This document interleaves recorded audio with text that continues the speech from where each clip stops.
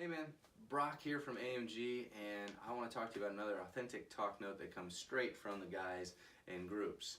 One of the guys mentioned, just like a business plan, I'm developing a relationship plan. And that's kind of a good idea because we so often think about our finances and we so often feel the stress and pressure and the planning of all of these things.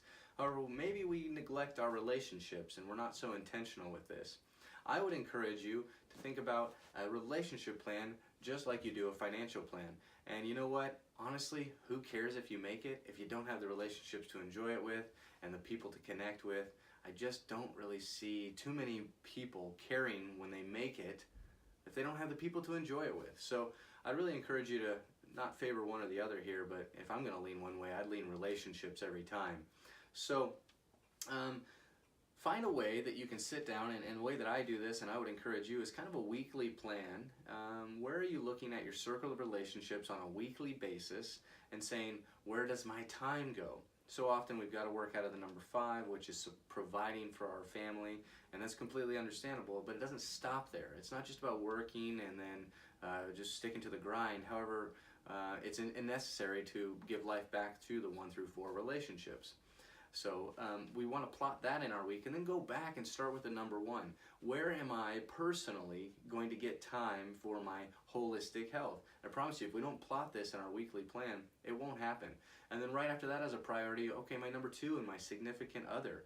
How am I pursuing that person so that we can connect and so that we can have really quality time in a week?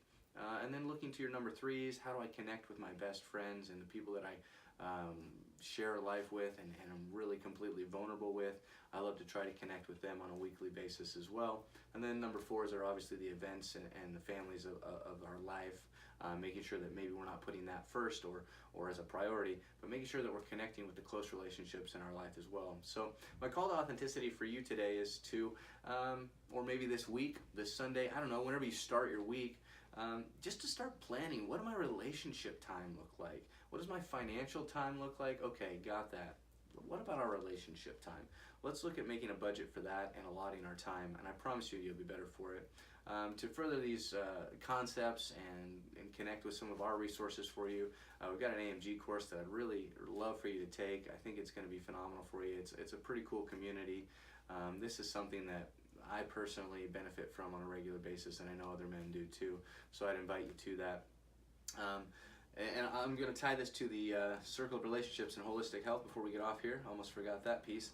We're going to talk about the number 1 through 4 relationships here. So these are the essential relationships. These are the ones that we want to focus on so that when we do have the resources and the time, that we're connecting with these people rather than staying out in the 5 through 7 relationships, which can be kind of noisy relationships and stress-inducing relationships. And this is truly a component that can be connected to all of holistic health. So in your week, how are you planning your relationships and your holistic health, much like we do a financial plan? All right, man, we'll talk to you next time.